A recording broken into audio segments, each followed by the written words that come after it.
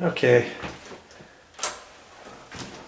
Now, yes, this part here, remember they said just the whole thing can be installed using just a screwdriver? Well, this part you can, because this is just going to undo the deadbolt. And I'm going to remember how this all goes together in case, let's say you get in the middle of your job and it's not working how you thought it was going to work and all that good stuff, and maybe you decided you got to put this all back together.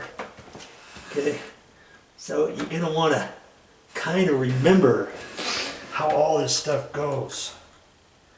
Okay, so I'm gonna leave this off to the side and leave it all kind of set up how it was, because when I took this one off before to do some work on it, and I thought, it'll be easy to put that deadbolt back in. I was sweating buckets trying to figure out how to put that all back in, because I thought I had broken something in there and all that, but I didn't. I finally found it.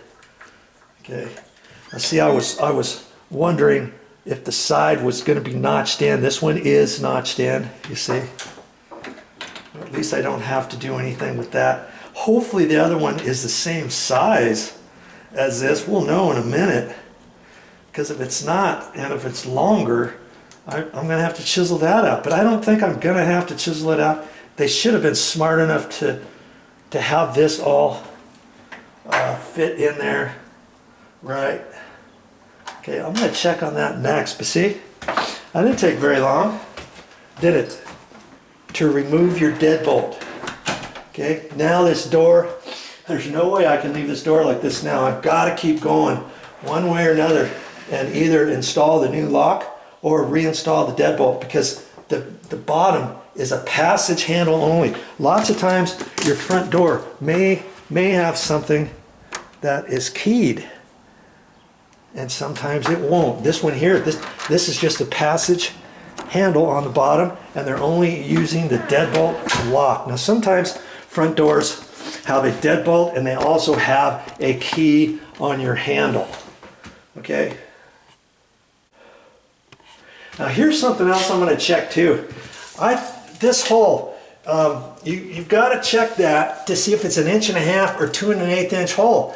And more times than not, your top deadbolt, as opposed to your bottom knob, is a smaller hole there. Now this one's 2 1/8 inches in diameter, and if you're not getting a good reading by holding your tape, you can hold it on 1 inch and come over, and it's 2 1/8 inches in diameter. This one's 2 1/8, this one's 2 1/8. Lots of times your deadbolt up above will be 1.5 inch hole. And I was looking on the directions, and yes, they have accommodated that. They give you a little sleeve type thing on the back side of the lock. I was reading the directions on it, just like you're going to have to read them.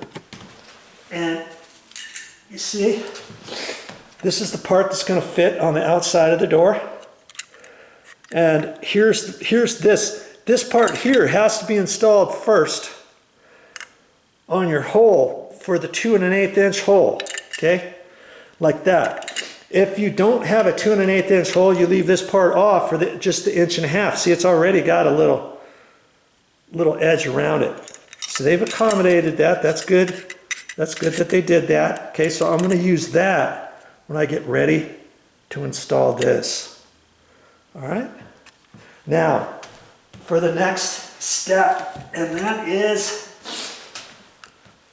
to install this, and it looks like the front faceplate is the same size, same length as the other one. I'm glad about that. I'm glad it wasn't longer. I'm not sure why they made the strike plate for the deadbolt longer. It's my only thought is to give this a little bit more strength, to make this longer so that they can accommodate this bigger hole, these bigger holes, and have it not too close to where your latch goes in case you need to ream that out or something. Or whatever, okay? Because you see how much bigger that is for your strike. Okay, this should fit in there And I should be able to install that nice and easy. My 2 3/8 back set is from here to the center, and for actually this way, okay, like that. And then I have to read that, that's facing up, so it's going to be up like that.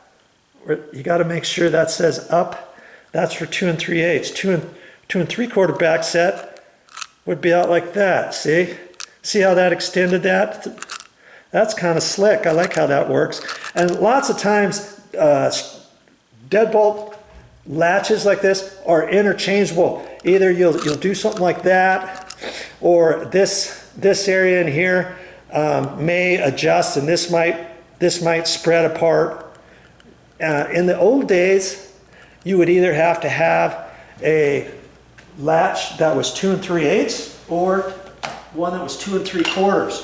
And so for deadbolts, you might have to buy the deadbolt that comes with the 2 3/4 latch, or you buy the other deadbolt that comes with the 2 3/8 latch. And the same thing for doors, you know, for passage handles and stuff like that, for interior doors. And the interior doors were even handed, like for some, like see, we installed these paddle handles. Don't those look nice?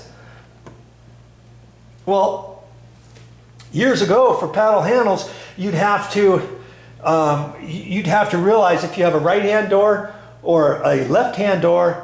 For a left-hand door, this would be going the opposite direction. For right-hand door, maybe it's okay, or vice versa. Okay, and so then you'd have to go to the store. You'd have to count up how many doors you had rights, how many doors you had lefts, and then you'd have to go to the store and buy X amount, 7 right-hand and 3 left-hand, or vice versa, or something like that.